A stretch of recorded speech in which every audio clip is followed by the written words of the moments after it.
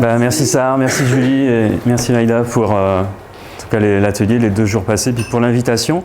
Je préfère parler debout, mais en raison de la captation vidéo, je vais m'asseoir. Puis en plus, autrement, vous ne verrez pas. Je vais vous parler de fanzine, mais pas que, puisque ça fait, il y avait une demande un peu particulière à la suite de cet atelier exploration sensible. Alors j'y reviendrai, je travaille sur les fanzines, mais à la base je suis géomorphologue, je travaille sur l'érosion, je suis en sciences de la vie et de la terre, donc a priori ça n'a rien à voir avec les fanzines, et c'est un domaine dans lequel le sensible n'a pas sa place, on est plutôt dans l'objectivité de la science, et donc les affects on les met de côté, et via le fanzine, on peut au contraire faire vibrer la corde sensible, et c'est une des choses que j'évoquerai à la fin. Donc je vais d'abord vous parler un petit peu très rapidement, je dirais une quinzaine de minutes sur l'histoire et puis l'évolution de ce que sont les fanzines, ce qu'on appelle fanzine, donc contraction de Fanatic Magazine, un mot valise proposé vers 1940 pour désigner en fait une série de publications, de petits journaux faits par des amateurs de science-fiction à la base. Donc amateurs au sens littéral de celui qui aime, celui qui est passionné par quelque chose, mais aussi au sens de non professionnel, puisque en fait en 1930, on va voir apparaître dans le domaine de la science-fiction à Chicago, au sein du Science Correspondence Club, un journal miméographié qui va s'appeler The Comet, et c'est la première fois en fait que des amateurs se mettent à écrire, puisque ce sont surtout des fanzines de littérature au départ, à écrire sur un sujet, à critiquer et à s'auto-publier et diffuser leur journal. Alors ça va être présenté dans des conventions de science-fiction, et puis ça va faire tache d'huile, processus d'imitation. Il y a plein d'autres amateurs qui vont se dire « Tiens, c'est vachement bien, nous aussi on fait partie d'un club de science-fiction, enfin science-fiction comme ça s'appelait à l'époque », et on va voir au cours des années 30-40 se multiplier ces fanzines, ces publications amateurs, donc autour de la science-fiction. Petite parenthèse pour montrer en fait en quoi l'apparition de ces fanzines va bouleverser une partie des industries culturelles. On a un autre fanzine qui s'appelle Science Fiction qui apparaît en 1932 et dans lequel deux amis vont échafauder une histoire autour d'un super vilain doté de pouvoirs télépathiques et qui cherche à asservir le monde. Ils vont l'appeler Superman. Et ils vont essayer, ils ont envie, en fait, ce sont des amateurs passionnés qui s'auto-publient, mais ils ont envie de vendre leur histoire à l'industrie de l'édition.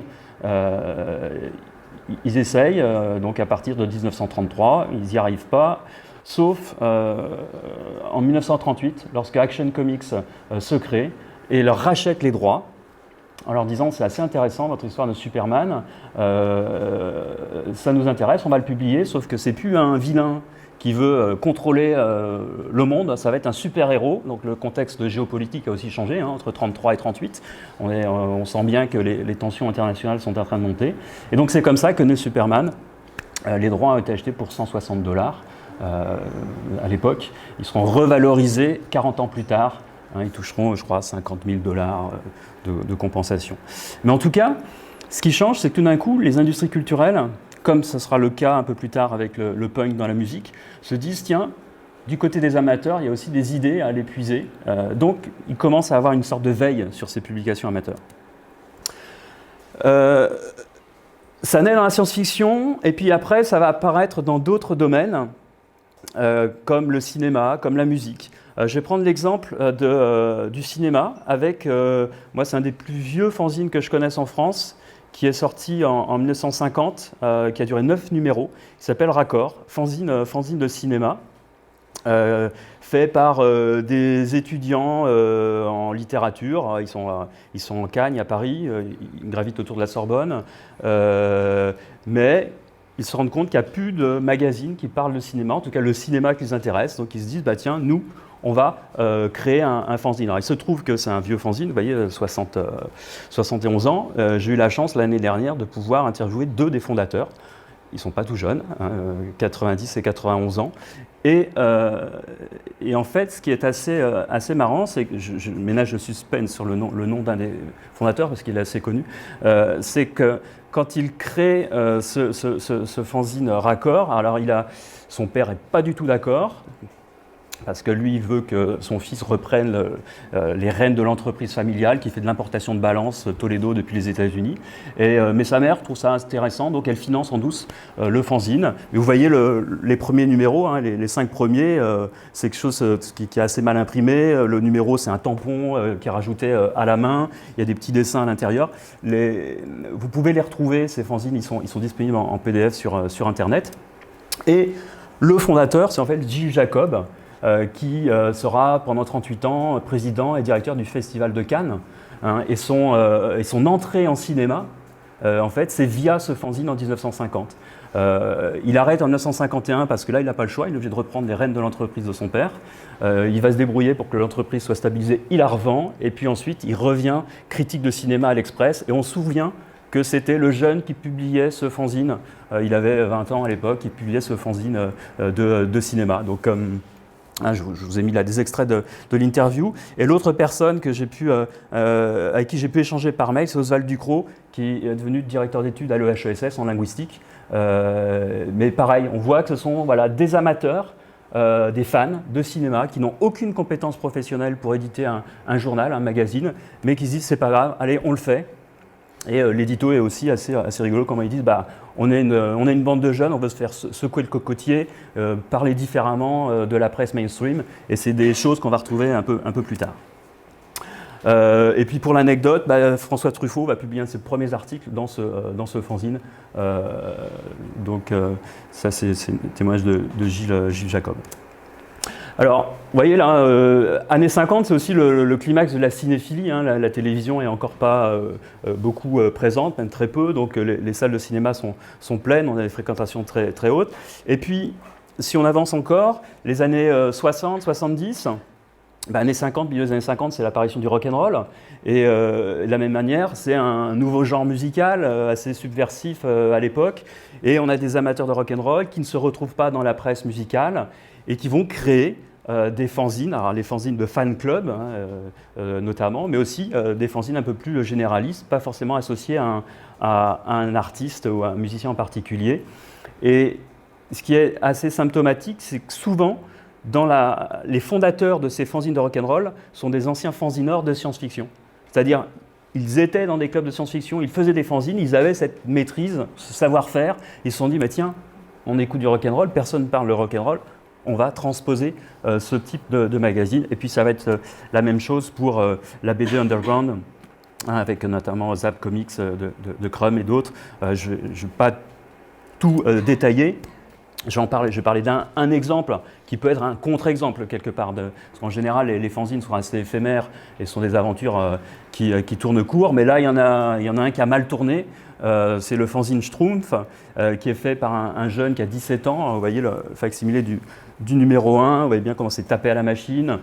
Vous voyez, le numéro 7, c'est carrément... les plus vieux d'entre nous ont peut-être connu ça, c'est-à-dire on pliait le fanzine, on mettait le timbre dessus, ça économisait une enveloppe, et puis ça circulait comme ça. Donc son premier, 90 exemplaires, et puis très vite, il va passer à un fanzine qui va être imprimé à 1000, 2000, 3000 exemplaires, et en 1974, il va créer une maison d'édition qui édite de la bande dessinée grâce au réseau qu'il s'est créé via le fanzine Schtroumpf.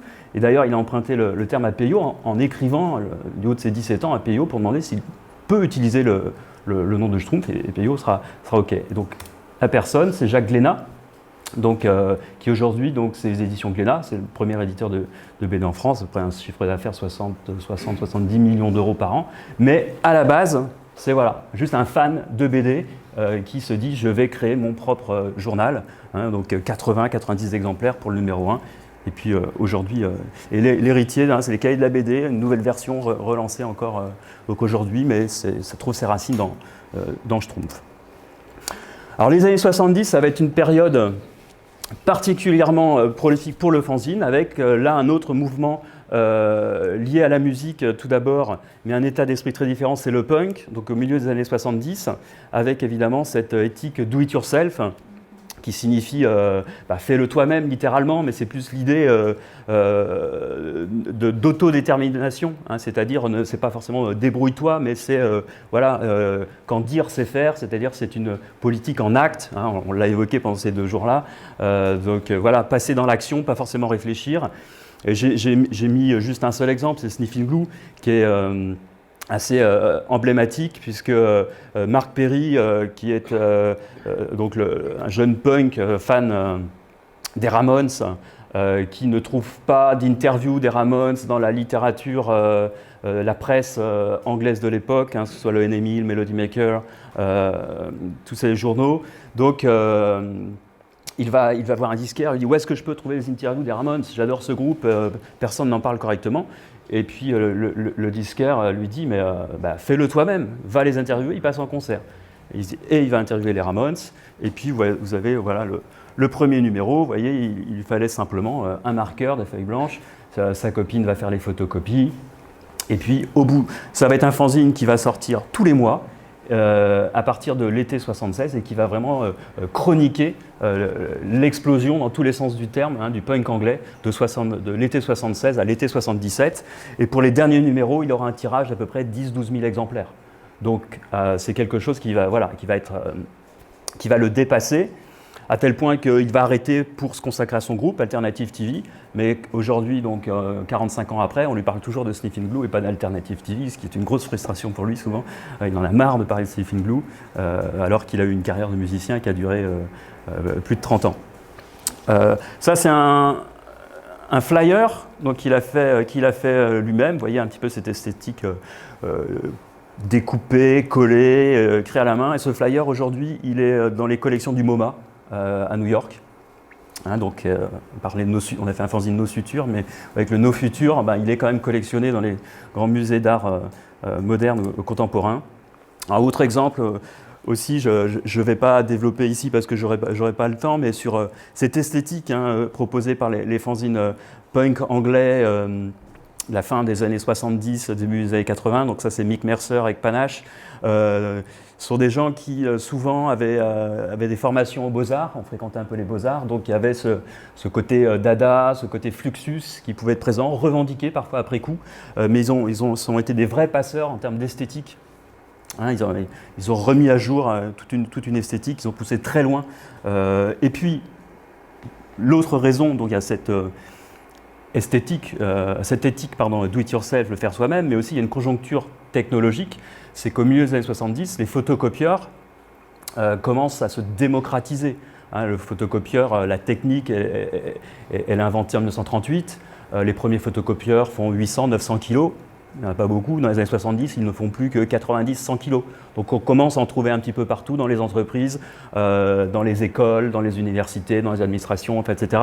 Il y a l'accès à une machine, parfois via du détournement, c'est-à-dire on fait des heures sup pour photocopier. Donc il y a la possibilité de reproduire pour pas cher.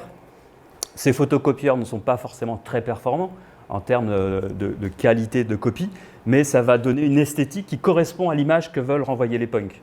Hein, ce côté un peu crasseux, la photocopie des années 70, elle est en accord avec l'esthétique punk, d'où le succès du fanzine photocopié.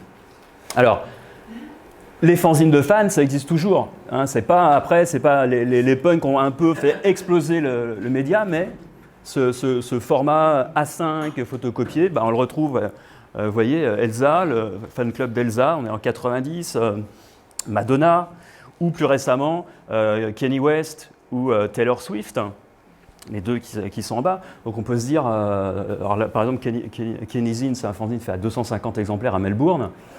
Est-ce que Kanye West a besoin de fans qui le supportent à raison d'un journal fait à 250 exemplaires? Ça ne va rien changer au niveau des ventes. On voit bien que l'utilité du fanzine n'est pas forcément pour soutenir l'artiste. C'est avant tout un moyen d'expression de ses fans. Alors il se trouve que Mess of a Dreamer, c'est un fanzine de New York, moi que j'avais commandé, je l'avais trouvé sur Etsy je crois, puis j'avais contacté la personne qui faisait ce fanzine. En fait c'était une ado de 14 ans, et puis j'avais demandé mais pourquoi faire un fanzine sur Taylor Swift, et elle m'avait répondu quand on entend parler de Taylor Swift c'est que des potins, c'est son dernier mec, c'est que ceci, cela, rien sur l'artiste qu'elle est. sur les paroles qu'elle écrit, qui me touchent, moi, en tant qu'ado, etc. Donc elle voulait partager ça, comment cet artiste la touchait artistiquement, et pas par c'est les potins, les gossips qu'on trouvait dans les journaux People. Donc on voyait aussi que c'était toujours la même motivation, une espèce de frustration vis-à-vis de la presse dominante qui fait réagir et qui amène ces amateurs qui n'ont pas forcément de compétences à se dire j'édite moi-même mon journal, je vais parler de mon objet de passion comme j'en ai envie et comme les autres n'en parlent pas.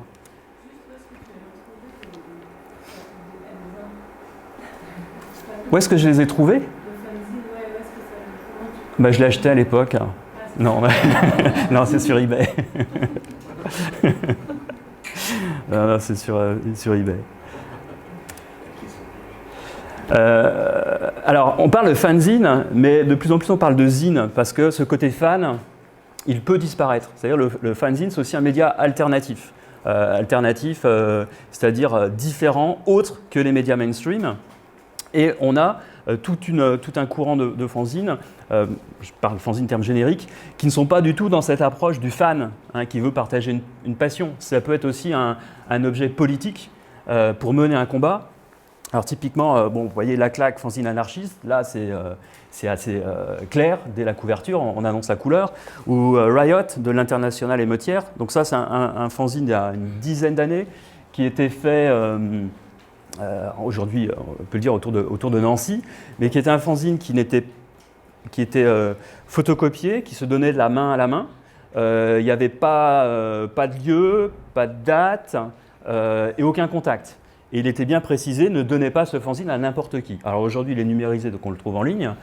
Tout simplement parce qu'à l'intérieur, on trouvait... Alors il y avait des comptes rendus sur les émeutes autour des manifs du G7, il y avait des tutoriels sur comment saboter un train, enfin plein de choses qui, évidemment, au niveau des renseignements généraux, auraient fait que les personnes se seraient fait arrêter. Donc il y avait cette idée de pouvoir transmettre des choses qu'on ne peut plus mettre sur Internet, sur le web, parce qu'il y a trop de surveillance. Donc le fanzine était aussi un moyen de diffuser ce genre d'informations très radicales en prenant moins de risques que si on le mettait sur le numérique.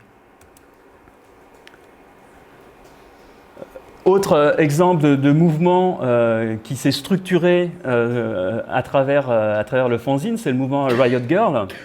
Donc là, on est au début des années 90, autour de Olympia, côte ouest américaine. Et on a Toby Veil, Kathleen Hanna, qui ont fondé le groupe Bikini Kill, et qui sont dans cette deuxième génération du mouvement féministe, ou le deuxième mouvement féministe après celui des années 70. Et on est à une époque où le mouvement punk, né fin des années 70, s'est radicalisé, s'est masculinisé. Alors déjà, il y avait peu de femmes qui étaient présentes dans les 70, il y en avait un petit peu, mais elles avaient quand même encore accès à la scène. Mais là, dans le milieu hardcore, on est dans un milieu qui est assez violent, lors notamment des concerts, où les femmes sont rejetées. Et c'est en réaction à cette radicalisation de ce mouvement qui revendique une tolérance, etc., mais qui, dans les faits, dans les pratiques des concerts, est évidemment excluant, que vont se créer ce mouvement Riot Girl. Et Riot Girl, ça va être le nom d'un fanzine d'ailleurs, qui va donner après qui va baptiser le mouvement.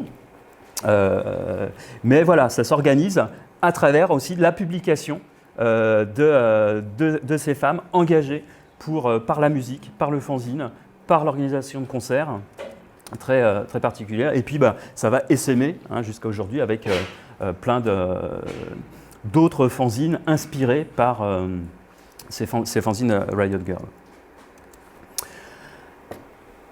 Sur la période récente, je dirais qu'on se rend compte que le fanzina, il s'est encore hybridé davantage. On a de plus en plus des fanzines, on a presque envie de dire de niche, c'est-à-dire de thématiques de plus en plus précises, ou de communautés, ou de mouvements, plein de mondes différents. Alors c'est vrai qu'en sciences sociales, les termes ont des sens très particuliers, donc moi je les utilise, on va dire, de manière un peu neutre, mais vous y mettez ce que vous voulez. Donc vous voyez par exemple là une sélection donc fanzine queer, radical, féministe, black. On a des fanzines sur le vélo, on a des fanzines sur, je pense à un fanzine à Portland, c'est comment être obèse et faire du vélo en ville. Et en fait, c'est quelque chose sur les gens témoignent du regard qu'on porte sur eux, et c'est quelque chose en fait qui permet l'échange. Et quand on interroge les acteurs, les motivations, ils disent au départ on avait des échanges sur des réseaux sociaux, mais en fait il y a toujours quelqu'un qui va arriver, un troll, etc. Et ça devient hyper violent. Au moins le fanzine, c'est quelque chose qui est beaucoup plus bienveillant. Et c'est ça qui remonte souvent, en dehors de l'aspect aussi très ludique que nous on a expérimenté pendant 2 jours, de se retrouver autour d'une table sans téléphone, à couper, coller, dessiner, etc., qui est une autre approche de la création ou de l'écriture. Il y a une bienveillance en fait dans le milieu du fanzina qui perdure. Pas toujours, mais en grande partie.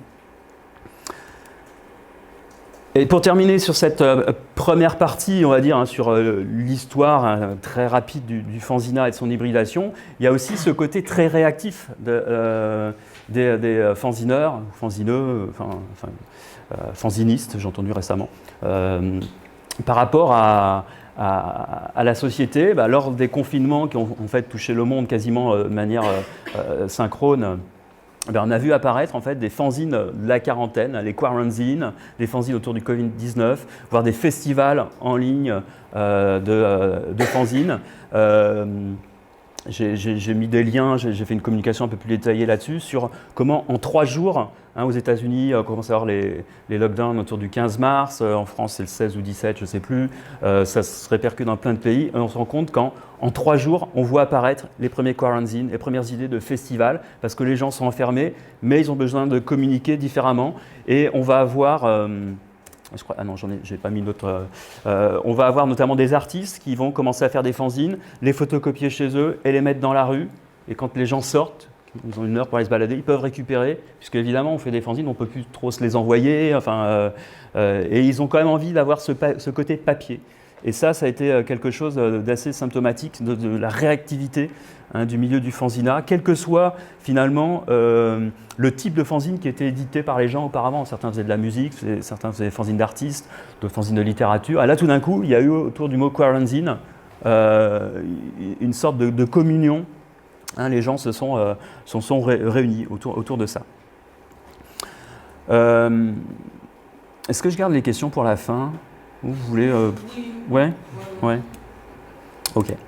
Alors, non, mais on va faire une deuxième partie sur les zines dans le monde académique, parce que évidemment c'est quelque chose qui vient de la marge en général, et comme tout mouvement ou activité qui est dans la marge, quand tout d'un coup ça arrive dans le milieu académique, il y a toujours des réactions comme le punk. Aujourd'hui, il y a des colloques sur le punk, c'est devenu monnaie courante. Il y a des programmes de recherche à ANR en France sur le punk.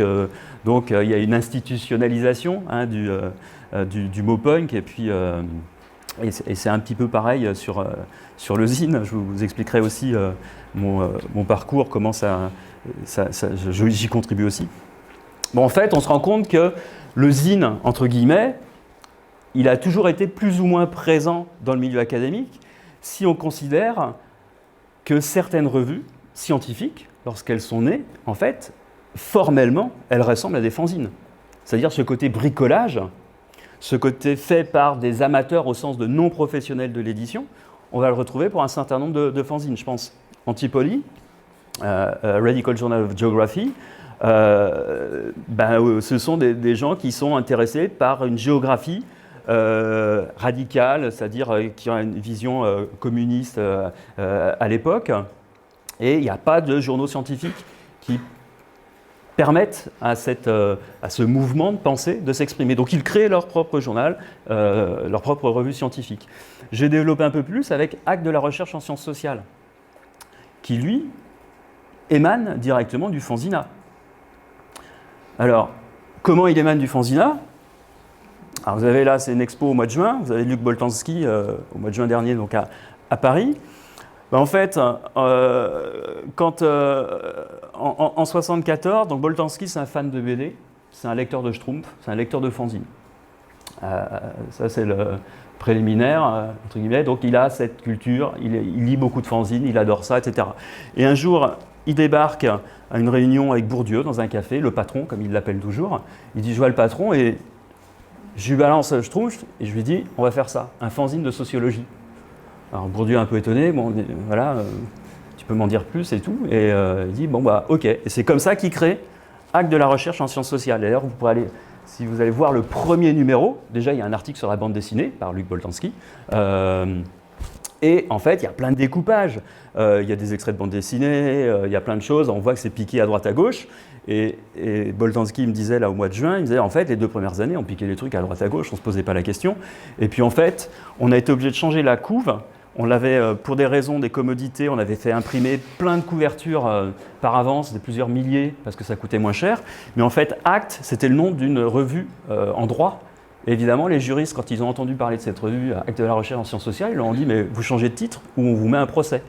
Donc ça, au bout de 2 ans. Donc on voit bien qu'ils ont lancé ça sans trop se poser la question, le graphique, est-ce qu'il y a un nom identique d'une autre revue, voilà, la protection éventuellement du titre, ce genre de choses. Donc ça a vraiment été une démarche amateur. Bon, très vite, par contre, évidemment, les articles, il y avait ce côté académique avec la relecture, etc. Mais en tout cas, la fondation de cette revue, elle a ce côté amateur qui est très présent.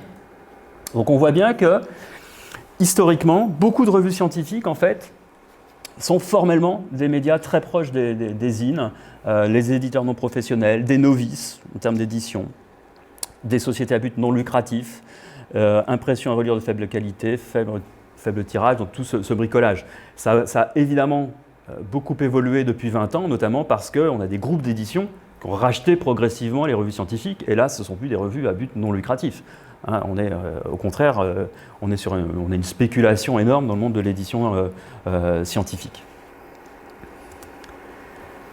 Alors, les fanzines ou les zines dans le monde académique, c'est évidemment aussi un objet de recherche. Objet comme source historique, comme analyse du discours, analyse esthétique, tout dépend des disciplines. L'un des premiers ouvrages parus, c'est The World of Fanzine de Frédéric Wertham, donc paru en 1973, donc c'est finalement assez ancien. Et Wertham, c'est un psychiatre qui, pendant toute sa carrière, aura combattu les comics en disant les comics, c'est une source de violence pour les ados, etc. Il a mené une lutte, etc., pour faire interdire en fait la plupart des comics underground et tout.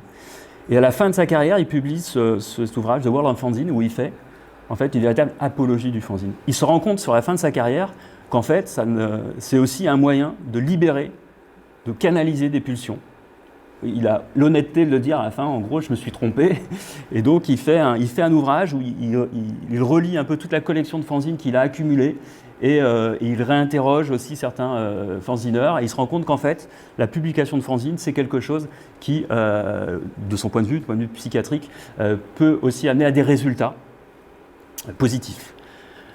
Donc après, bon, bah, vous voyez là, j'ai mis quelques extraits d'autres analyses des fanzines sur les films d'horreur, des fanzines sur le post-rock, donc plein de choses différentes.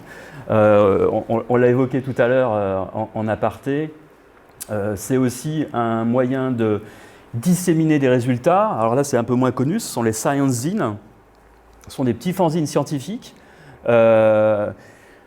Notamment, c'est Science Collective aux États-Unis qui est apparu au début des années 2010 et en fait qui sont apparus en réaction à une défiance grandissante de la société civile vis-à-vis de la science, constat fait donc par ces chercheurs et artistes américains qui se sont associés. Et ils se sont dit, bon, ça s'est évidemment accentué, on l'a vu avec Trump, etc. Mais dès il y a 10-15 ans, c'était déjà un constat qu'ils faisaient. Ils se sont dit comment on peut parler de science ou transmettre de la science à des gens qui se ferment dès qu'ils entendent le mot science. Et ils se sont dit, on va le faire à travers des petites publications, c'est format A6, donc vous voyez A5 publié en 2, voire même A7 parfois, c'est encore plus petit. Ça parle de l'acidification des océans, ça parle des guerres chimiques chez les fourmis, ça parle des trous noirs, etc. Donc c'est basé sur le dessin, c'est écrit à la main, ça semble assez anodin, et en fait, c'est souvent une page A4, recto, avec ce pliage très particulier qui est très présent dans le monde anglo-saxon, où on fait juste une fente au milieu et on replie, on a l'impression, sans agrafe, d'avoir un petit livre qui fait 4-8 pages. Et il disséminait, il semait ses fanzines en fait, dans le métro, dans les cafés, ils les laissaient vivre leur vie en se disant, sur le nombre qu'on sème, il y aura sûrement quelques personnes qui vont le lire, qui vont se dire tiens c'est intéressant et qui vont peut-être s'intéresser à la science. Donc ça a été un moyen de diffuser, j'aime pas trop le mot vulgariser, mais en tout cas de diffuser autrement, de manière un peu alternative, la science, donc les sciencing. Ça peut être aussi un outil de recherche. Et ça, c'est de plus en plus le cas, c'est-à-dire que le fanzine est intégré dans des protocoles de recherche. Alors ça, moi, c'est un travail que j'ai mené, j'en ai parlé rapidement tout à l'heure, mais je ne vais pas entrer dans le détail. Si vous avez besoin, j'enverrai des liens. Dans un centre thérapeutique pour adolescents, où on avait affaire à un public. Alors moi, j'intervenais en fait en tant qu'artiste chercheur, c'est-à-dire j'animais un atelier fanzine où j'apportais des techniques artistiques avec des jeunes qui avaient des problèmes qui étaient déscolarisés, qui avaient des problèmes d'automutilation, d'hyperactivité, de violence importante, etc. Et il y avait souvent des problèmes entre eux. Et l'idée, c'était de leur faire fabriquer un fanzine autour de ce qui les passionnait, ce qu'ils aimaient, et de voir s'ils étaient capables de collaborer, s'ils en avaient envie. Voilà. Et donc là, on a à côté les résultats de certaines des productions qui ont pu être faites. Je pense notamment à celui-là qui a été fait par un ado qui s'appelait Nicolas, qui a fait un petit fanzine sur le trap metal. Et en fait, l'article, ce qu'il avait fait était tellement bien, que j'ai réussi à le faire passer dans un fanzine culturel qui est diffusé dans la ville où j'habite, à Saint-Malo, à 5000 exemplaires. Donc du coup, ce qu'il avait fait à l'hôpital, tout d'un coup, c'était diffusé à la sphère publique, et pour lui, il était hyper heureux. Il disait, j'ai montré ça à mon grand-père, à mon père, etc. Donc on voyait que tout d'un coup, ils avaient l'impression d'avoir réussi quelque chose, alors qu'ils étaient tout le temps, a priori, dans l'échec. Et le fanzine permet ça aussi. Ça se fait tellement rapidement qu'il y a ce sentiment finalement de réussite qui arrive très rapidement. Autre fanzine là qui est disponible en ligne sur fabriquedesociologie.net. Donc le fanzine en rue, qui est un fanzine de sociologie urbaine. Et donc c'est un groupe de recherche à Paris 8 qui travaille dans le nord de la France, à Dunkerque notamment, sur la rénovation urbaine et comment on implique la population qui est concernée et qui souvent ne va pas consulter les plans d'aménagement, ne va pas s'exprimer. Et eux, ils utilisent le fanzine, ils font faire des fanzines aux habitants lors de leurs enquêtes de terrain pour les impliquer dans le processus de rénovation. Et les fanzines, après, sont intégrés, sont remontés vers les politiques, les gestionnaires, etc. Alors, il y a un terme un peu plus récent qui s'appelle akazine. Ça, c'est pour désigner les zines produites dans un contexte académique. Donc, ce qu'on a fait pendant 2 jours, en fait, ce sont techniquement des akazines. Ce sont des fanzines faits dans un contexte académique. Et ça a été proposé par Lucy Robinson pour désigner notamment les fanzines qui étaient faits lors de conférences sur le punk, les punkademics, comme on les appelle, donc c'est assez fréquent. En fait, souvent dans les conférences scientifiques, chacun s'exprime, il y a des questions à la fin, et puis rendez-vous dans 18 mois ou dans 2 ans pour l'article qui sera publié, et puis entre les deux, il n'y a rien. Et là, l'idée du fanzine, c'est de capturer l'instant présent. C'est comme un Polaroid, en fait. Donc, en fait, on demande, dès le départ, on dit aux gens, si vous voulez participer, vous nous envoyez vos notes, ou on prend une photo de votre carnet de recherche, vous envoyez quelque chose, et puis on photocopie tous les soirs, et on repart à la fin de la conférence avec le fanzine.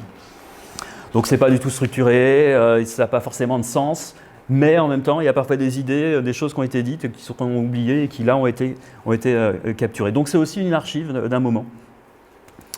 Et là je pourrais transmettre, vous avez Reeves Journal,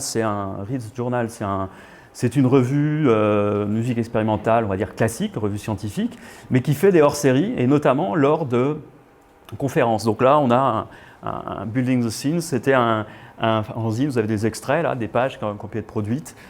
Durant la conférence, Building the Scene, qui était une conférence sur les fanzines en Europe centrale et Europe de l'Est, il y a 3 ans là, à Prague, il y avait 2 personnes de cette revue scientifique qui étaient là pour animer, pour récupérer, pour venir prendre des photos et pour faire l'édition au fur et à mesure. Donc il y a ce terme particulier.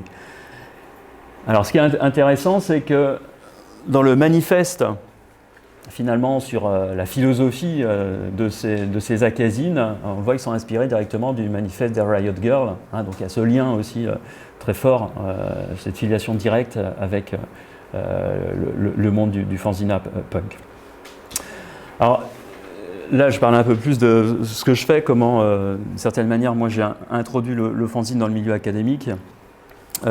Donc pendant le confinement, vous voyez, c'est des captures d'écran de visio, parce que pendant le confinement, donc au mois d'avril 2020, j'ai contacté des gens que je connaissais qui travaillaient un peu sur les fanzines, ou Ariane Mayer qui est comment, maître de conf en littérature, mais que j'ai rencontré sur des salons du fanzine. Et puis on a échangé, et puis je leur ai dit que ça serait bien qu'on fasse des ateliers fanzine au campus Condorcet, parce qu'on a tous nos labos qui sont là-bas. On est dans des disciplines très différentes. Et ça serait bien qu'on fasse des ateliers où on parle de fanzine, mais en fait, c'est pas que des académiques qui viennent, c'est des acteurs, c'est enfin n'importe qui. Et puis en même temps, on produit du fanzine au fur et à mesure. Et puis c'est une fois qu'on a produit notre fanzine, on sort et on va le distribuer dans la rue, ou on va l'afficher sur le campus. C'est-à-dire que la recherche qui se fait là, entre quatre murs, eh bien, elle soit dehors, elle se diffuse aussitôt. Donc ça, c'est, on fait à peu près 4 ateliers par an. Il y en a un mardi, campus Condorcet à Paris, si certains d'entre vous sont sur Paris. On espère pouvoir le tenir malgré les grèves annoncées.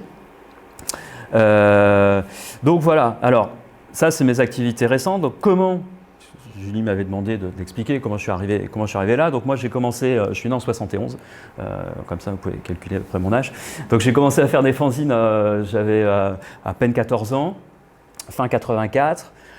C'était pas du tout des fanzines punk, hein. C'était des fanzines, ce premier fanzine, ça parlait de Jean-Jacques Goldman, Karen Cheryl, et en fait j'avais découpé des questions, il y avait OK Podium, salut les copains, vu que je lisais, enfin les magazines, et j'avais découpé des questions à Karen Cheryl et je mettais les réponses de Jean-Jacques Goldman, des trucs comme ça.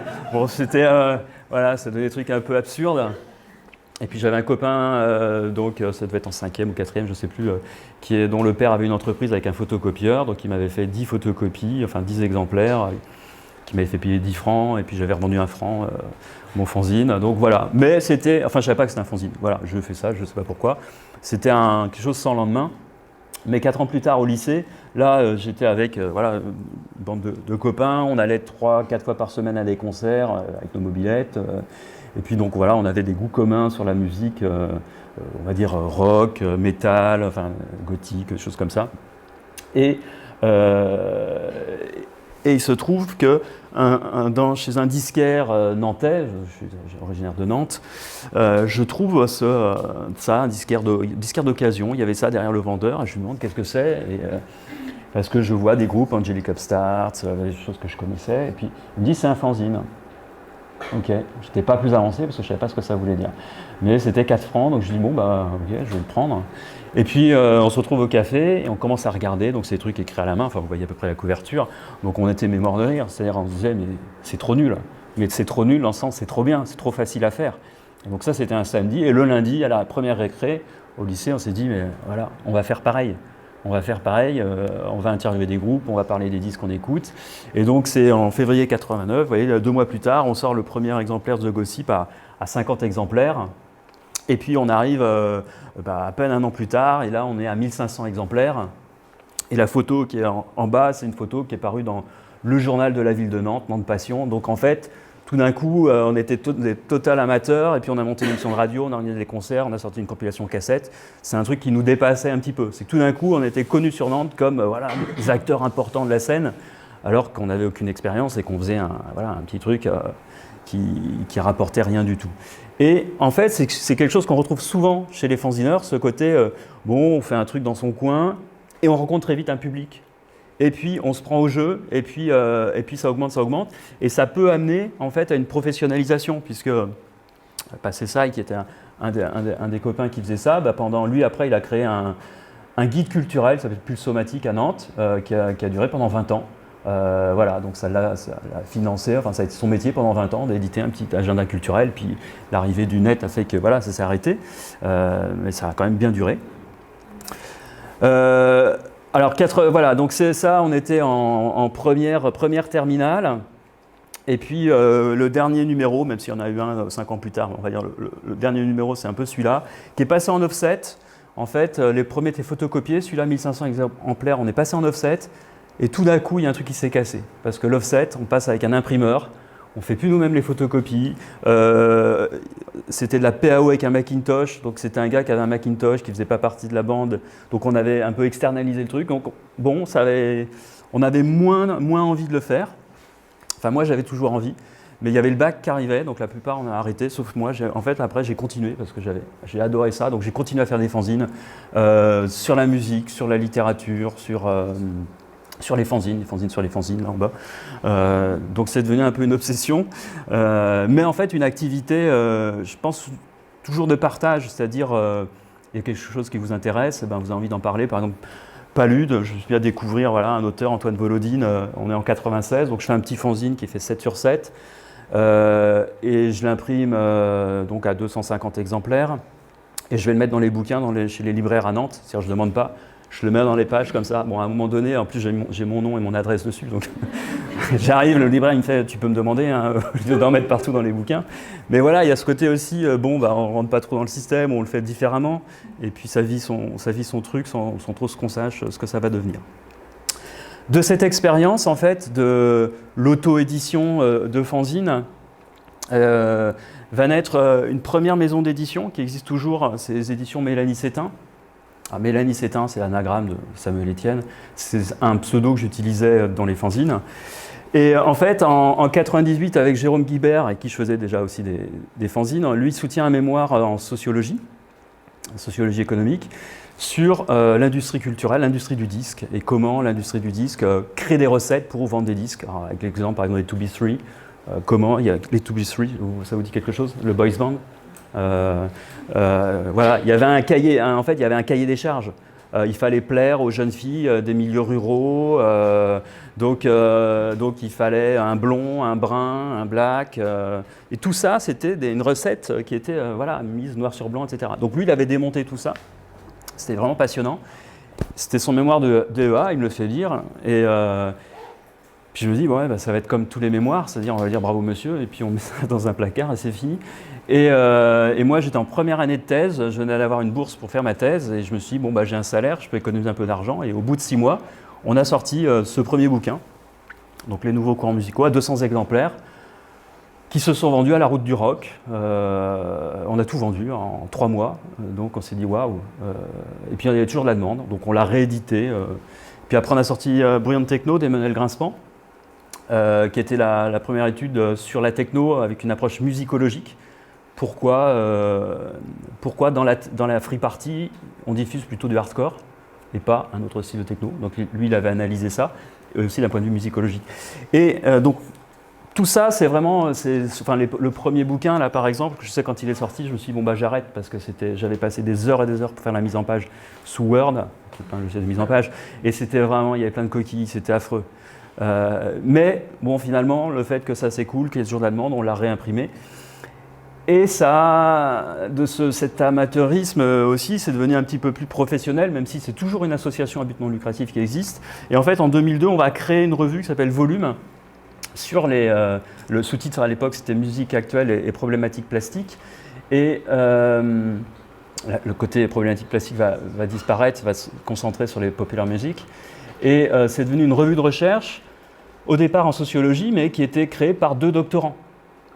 Je vous passe les mails qu'on a pu recevoir en nous disant non mais passez votre bac entre guillemets, c'est-à-dire passez votre thèse et puis après vous pourrez jouer au cahier de l'édition, mais c'est vrai que, surtout en sociologie, où il y a des courants très marqués, bon, bah, la revue, moi je l'ai quittée en 2008, elle existe toujours, elle fêtera ses 20 ans là, ce mardi à Paris.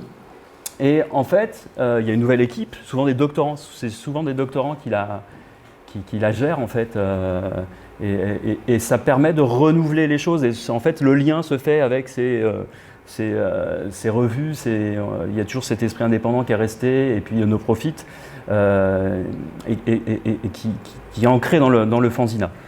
Je passe très rapidement en dessous, 2014, donc là c'est une autre maison d'édition, moi j'ai une association que j'ai créée en 2014, autour des cultures do it yourself et des fanzines. Donc j'ai édité 2 essais, enfin ces 2 premiers volumes, Bricolage radical là, sur les fanzines. Et puis une revue de recherche, là, qui s'appelle Zine, qui a été créé il y a 2 ans. Alors je vais terminer sur quelque chose sur lequel j'ai pas l'habitude de communiquer, mais puisqu'on me l'avait demandé sur ce côté justement sensible, comment on fait de la science via l'art, via le fanzine, enfin comment on mélange un peu tout ça. Donc en fait, moi je suis géomorphologue à la base, et j'étudie les paysages, l'érosion.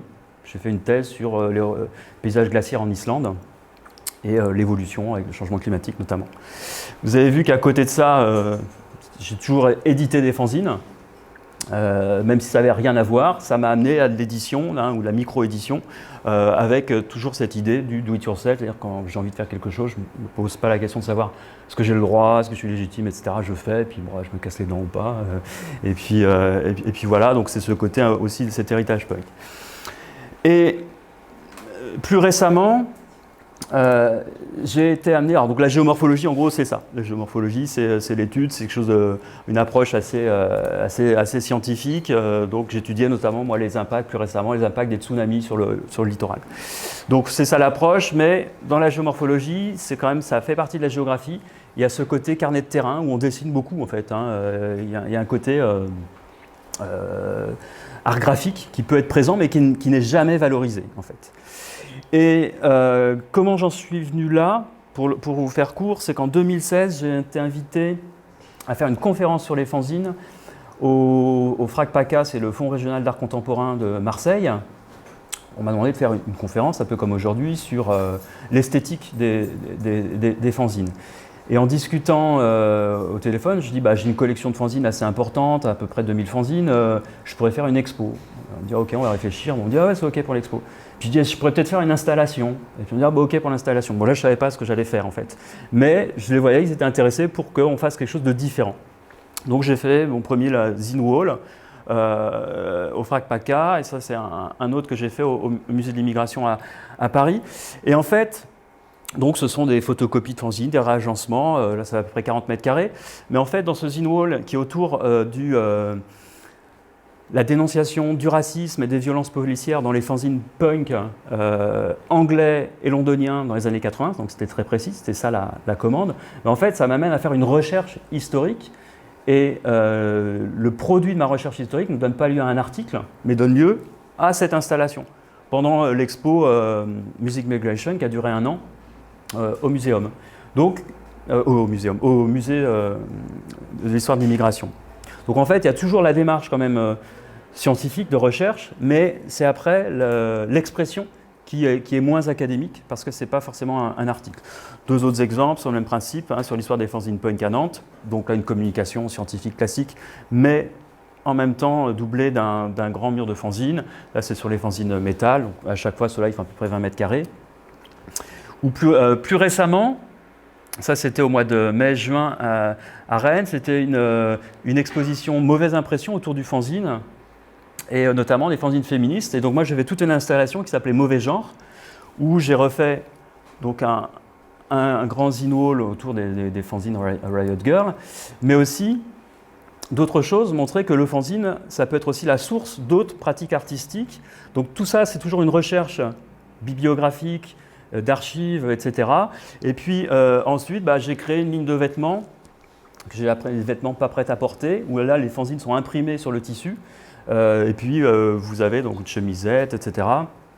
Donc j'avais appelé Riot Girl for Men, une collection de pas prêts à porter, où je reprenais aussi des fanzines, des extraits de fanzines que je repeignais sur des formats plus importants. Donc en fait, tout d'un coup, le fanzine devient la source de pratique ou de création artistique. Donc il y a cette idée en fait, voilà, de boucler, de ressortir, et je vais terminer là-dessus.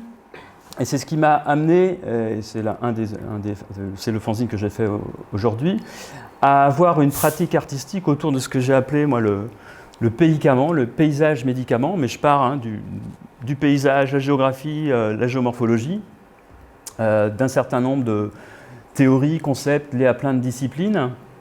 Et dans à la fois ma pratique de recherche, mais aussi d'enseignant, j'ai beaucoup enseigné pendant 15 ans sur l'écotourisme, le tourisme de nature. Donc j'étais confronté en fait à cette expression, la consommation de paysages par le surtourisme ou par le tourisme de masse.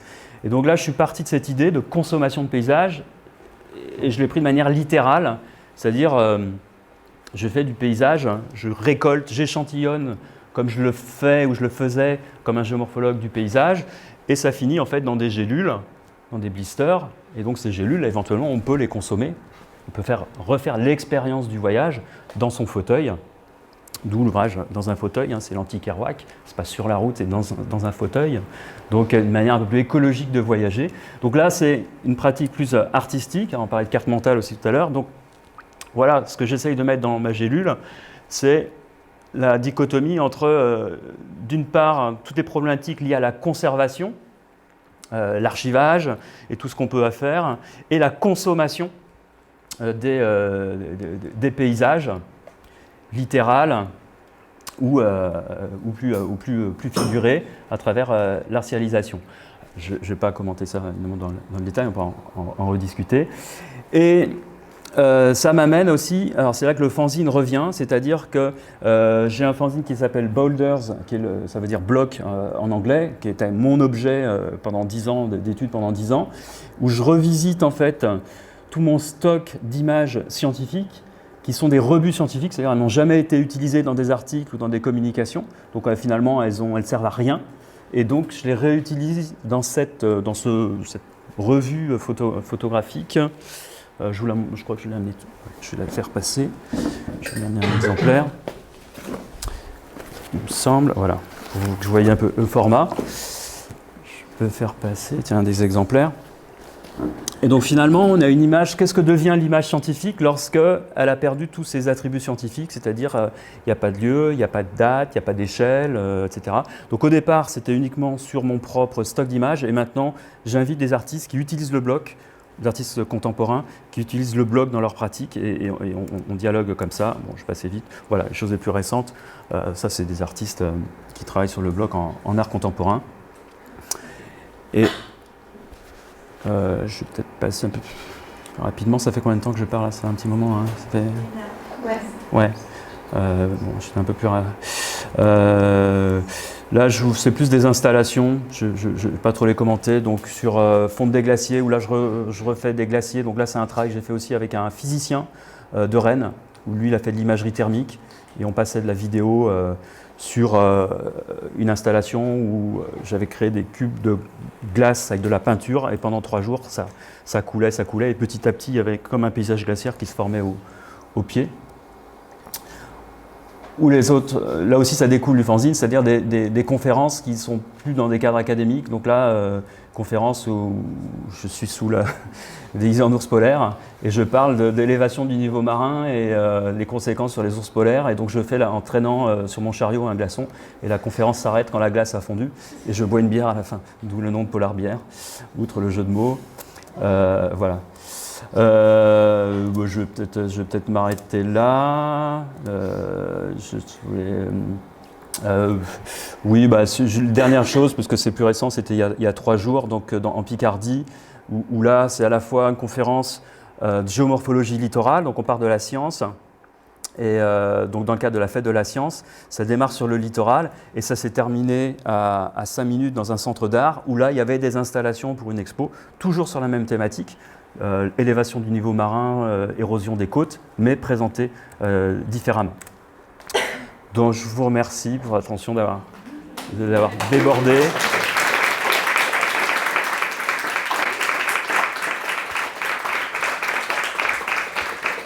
Je ne savais pas qui serait là, mais j'allais vous dire que si vous ne connaissez pas le monde du fanzine, à Bruxelles, il y a quand même un lieu important, c'est le bunker, Nico est là. Donc rue des Plantes, à côté de la gare du Nord ou la gare Nord. Donc là, vous avez, j'ai participé au 10e festival en 2019, donc c'est au mois de juin, je crois, il y a un festival, la rue des Plantes est barrée, et puis vous installez dans la rue, mais vous avez une collection de 11 015 fanzines, bientôt. Donc, voilà. Voilà, ça, c'est...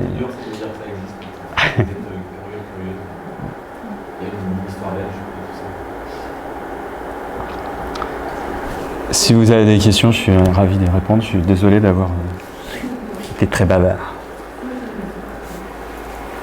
Deux questions.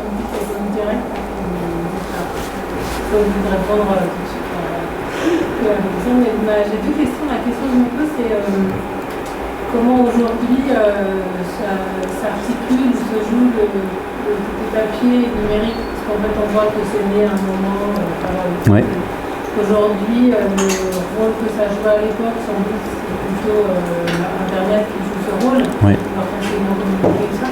Et du coup, comment aujourd'hui ça existe, ça continue à exister peut-être à un autre endroit avant par rapport au numérique. Voilà, c'est le premier point. Ouais. Et la deuxième question qui n'a rien à voir, c'est comme tu as fait ton parcours, là, on voit ton évolution, en fait, tu continues à faire plein de choses assez différentes.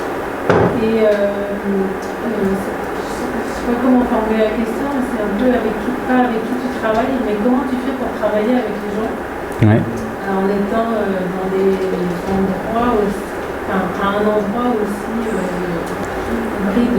Oui. Le collectif se forme en fait dans quels espaces. D'accord, je vais répondre à la première, c'est plus simple. Alors effectivement, l'arrivée du web, Internet, tout ça a eu un impact sensible dans l'édition de fanzines. Si je prends le cas, de la France, il y a une date importante, c'est 99, c'est l'arrivée de Free. En tant que fournisseur Internet. Pourquoi c'est important? Parce que arrivent les sites gratuits. Et moi, je sais quand Free est arrivé, j'habitais à un seul endroit, mais comme j'avais plein de pseudos, j'ai ouvert 6 comptes différents pour avoir 6 sites différents. Normalement, tu as le droit qu'à un compte par adresse physique, mais quand tu changes les noms, ils ne s'en rendent pas trop compte. Et du coup, ça a été hyper important parce que tout d'un coup, effectivement, tu te dis, potentiellement, je ne vais pas distribuer à 50 exemplaires et toucher 50, 100 personnes. J'ai touché des millions de personnes. Ça, c'était un petit peu l'utopie au départ. Et on a vu vraiment certains fanzines arrêtés. Je pense à Prémonition, qui est un fanzine plutôt de musique, Cold Wave, au départ, qui était un des fanzines importants des années 90 en France, qui va arrêter le papier pour faire un site internet qui va être très suivi au départ, avec tout l'avantage d'internet quand on parle de musique, c'est qu'on peut mettre du son, c'est que les dates de concert elles sont à jour, etc. Elles ne sortent pas imprimées alors que le concert a eu lieu 2 mois avant, donc beaucoup d'intérêt. Mais donc il y a eu effectivement cette migration d'une partie du fanzina. Certains n'ont pas arrêté le papier, donc ça a perduré. Et puis, peut-être depuis 10-15 ans, on revoit apparaître certains fanzines qui avaient arrêté, qui reviennent, et je dirais aussi toute une nouvelle génération de fanzines, papier, donc quand je dis fanzine, c'est papier, donc différent des webzines, parce qu'à l'époque on parlait de webzines, puis entre les deux il y a eu les blogs, donc on voit apparaître une nouvelle génération, et notamment plus récemment, moi je le vois sur des salons, des gens plus jeunes qui vont avoir la vingtaine, la trentaine, qui ont plutôt commencé via Instagram, voilà, des récits sur les réseaux sociaux, et qui se mettent à faire du fanzine papier. Parce qu'ils ont découvert ça aussi par hasard. Et ce fanzine papier, il est extrêmement intéressant parce qu'on retrouve parfois les codes du numérique qui sont transposés dans le papier. Donc ça renouvelle aussi la forme. Et c'est assez intéressant de voir comment, alors que souvent les fanzines les plus vieux, il y a toujours ce même modèle qu'on reproduit. C'est difficile de sortir d'un modèle qu'on connaît bien. Donc il y a ça. Et puis, ce que je disais aussi tout à l'heure, c'est-à-dire, je pense qu'il y a une bienveillance dans le milieu du fanzina qui fait que quand on publie quelque chose sur papier, déjà, les gens s'arrêtent, le regardent, vont se poser dessus, alors qu'on sait bien que sur les réseaux sociaux, c'est le flux permanent. Donc souvent, ce n'est pas les mêmes logiques. Et des éditeurs de fanzine me disent, ce qui est important, c'est mon fanzine papier, mais je suis aussi présent sur les réseaux sociaux parce que ça me permet de faire savoir qu'il existe. Donc, il y a ce côté, finalement, c'est le double, mais ce n'est pas la copie conforme, c'est le double qui permet de communiquer. Donc, il y a vraiment des stratégies différentes, assez multiples, en fait, qu'on va retrouver aujourd'hui entre papier et numérique.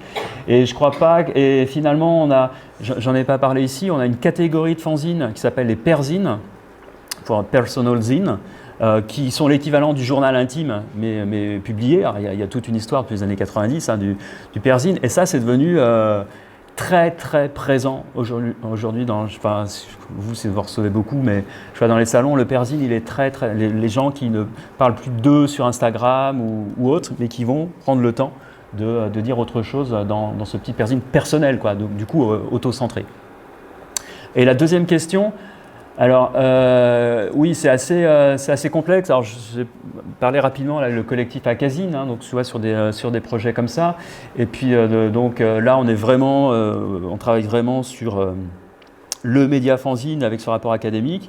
Et puis les autres personnes avec qui je travaille beaucoup actuellement sont des personnes en école d'art. Donc à l'ESADAR à Rouen notamment, donc la revue Fiction Science dont j'ai parlé hier, qu'on a créée, qui est une revue donc, de bricolage science-art, où on voit les échanges entre artistes scientifiques et comment l'artiste peut aussi amener à renouveler les questionnements dans les sciences de la nature notamment. Donc c'est principalement comme ça, quoi. Mais c'est vrai que quand il y a 3 ans, j'ai fait le choix d'arrêter de faire de la géomorphologie parce que j'en fais plus. Dans la communauté des géomorphologues, il y en a pas mal qui n'ont pas compris, qui l'ont même mal pris. Voilà. Parce que c'est difficile parfois de penser qu'on puisse passer d'une discipline à l'autre. Et alors que ça faisait 20 ans que j'avais déjà publié des articles sur les fanzines, donc c'était une pratique cachée, entre guillemets. Mais ça peut poser des problèmes par rapport aux outils conceptuels qu'on mobilise. Parce que je ne suis pas sociologue, je ne suis pas anthropologue ou ethnologue, enfin soit donc parfois cette difficulté elle peut apparaître, mais quand on la formule, quand on l'exprime, on arrive à la contourner.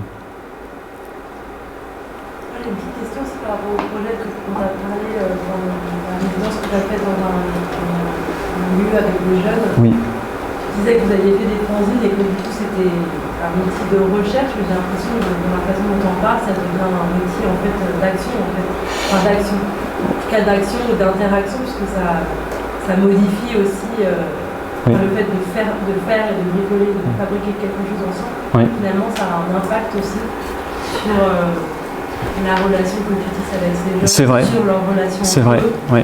sur leur habilité à s'exprimer. Je trouve que ça, c'est aussi Mais ça, c'était pas anticipé.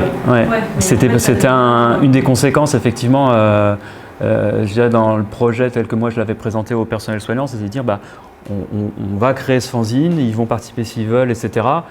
Et on va voir si ça change les interactions entre eux par rapport à ce que eux connaissent, on va dire, sur les 4 jours et demi de la semaine où il n'y a pas l'atelier.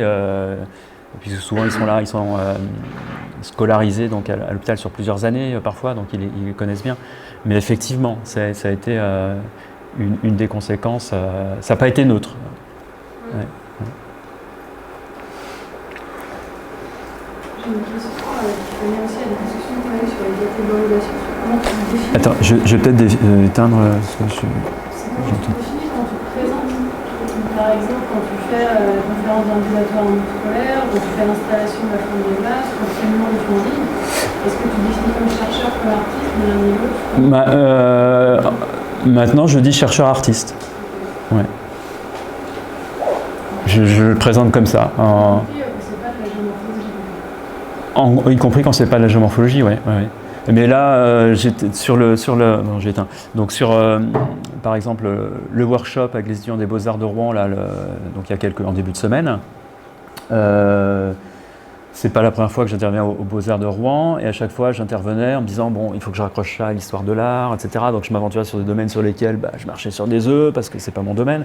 Et là, je leur ai fait un stage de géomorphologie, et en fait, ça s'est très bien passé. Donc en fait, je me rends compte qu'il faut rester soi-même, rester sur ce que je maîtrise et ce que je sais faire. Et en fait, le dialogue s'instaure comme ça. Donc très naturellement, je me présente comme un chercheur, mais aussi artiste, puisque c'est aussi une partie de mon travail en étant inscrit à la Maison des Artistes. Et,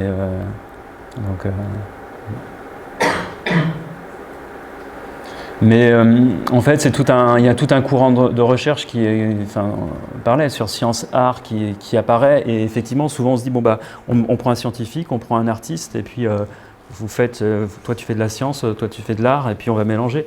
Alors qu'on se rend compte que y a les sciences participatives, la science populaire du 19e siècle, c'était des amateurs. Et à l'inverse, dans nos pratiques, je suis sûr que dans vos carnets de terrain, il y a quelque chose qui peut être proche du fanzine, donc qui peut être relié aussi quelque part à l'histoire de l'art, parce que le fanzine s'inscrit aussi dans l'histoire de l'art. Donc je pense qu'il y a aussi affirmer ça, ce côté sensible. Moi, ça a été le choix. En fait, dans ma thèse il y a 20 ans, qui était une thèse on va dire sciences de la nature pure et dure, avec des études en microscopie électronique, etc., donc très objective, j'avais un tiers qui était de l'épistémologie. Parce que je disais, je fais de l'observation de terrain, mais je ne suis pas une machine. Donc qu'est-ce que j'observe et pourquoi je n'observe pas? Je fais une thèse où il y a déjà eu des travaux il y a 50 ans, je ne vois pas la même chose. Est-ce que ça a changé en 50 ans ou est-ce qu'on regarde différemment?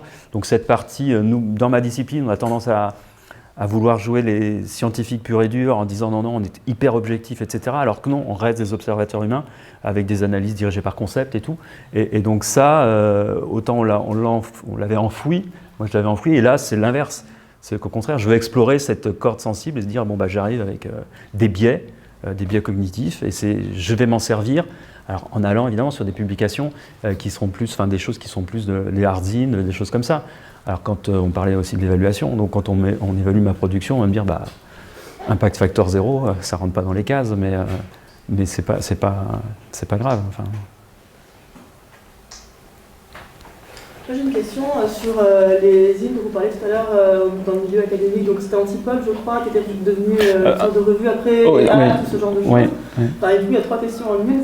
La première, c'est quelle a été la réception à ce moment-là dans le domaine entre guillemets scientifique ou académique dans lequel les zines s'intégraient. La deuxième question, c'est est-ce qu'il y avait une volonté des chercheurs qui l'ont créé de peut-être faire bouger les codes académiques, d'intégrer d'autres types de chercheurs, des personnes qui ne sont pas forcément académiques ou autres? Et du coup, la troisième question, c'est est-ce qu'il y a des zines actuellement qui existent dans ce sens-là, qui se veulent un petit peu une revue, mais qui restent sous format de zine ou plus alternative, si vous pensez à des choses.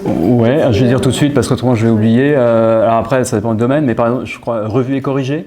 Ouais. Il y a une revue Musica Falsa, je ne sais plus s'ils éditent toujours, mais voilà, c'est une revue et corrigée, typiquement, ce sont des amateurs, etc., mais ils ont une approche d'érudition, ils font appel à des spécialistes, etc., mais pourtant, ça reste quand même ils sont rendus à quand même 150 numéros, donc voilà, il y a une ancienneté, mais donc c'est pas incompatible, ouais. Alors sur la première question sur Antipode ou les actes, là c'est une analyse un peu rétroactive. Finalement, quand on regarde les caractéristiques formelles, il y a beaucoup de points communs avec les fanzines.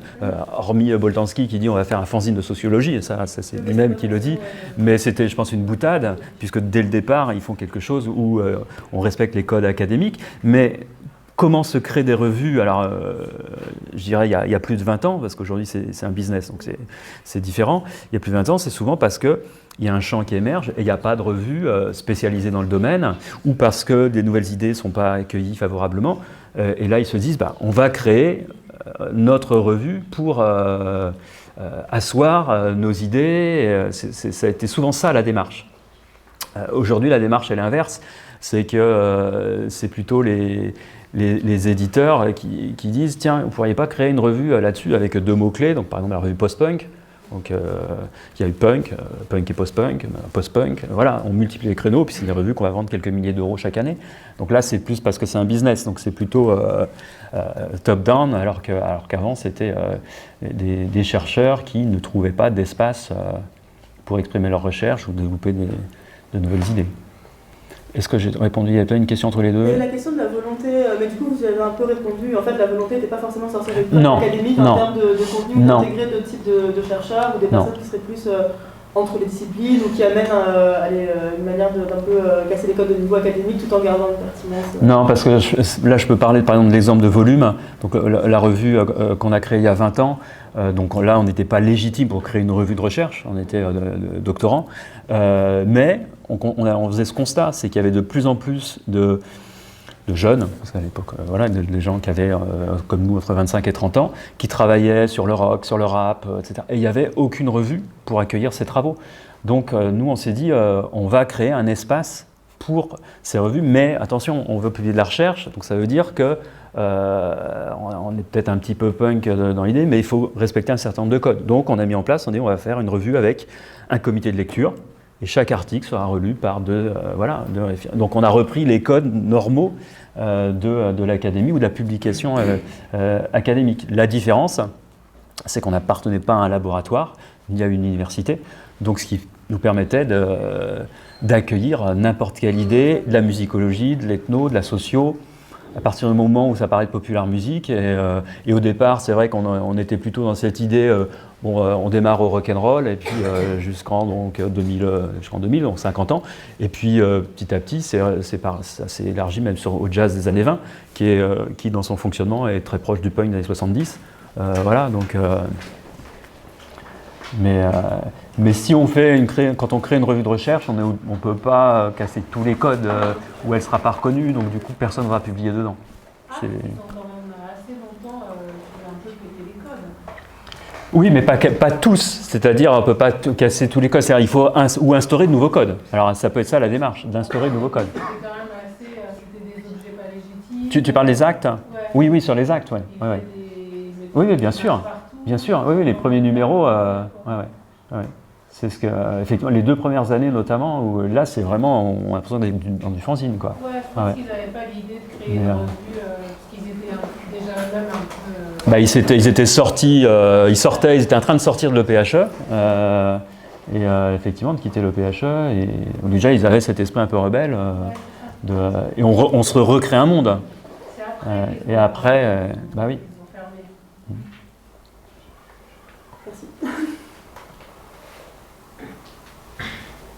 On vous propose peut-être de continuer la discussion en buvant un coup. Maïda, parce que moi j'ai pas bu, moi. Bon, ça va, pendant que tu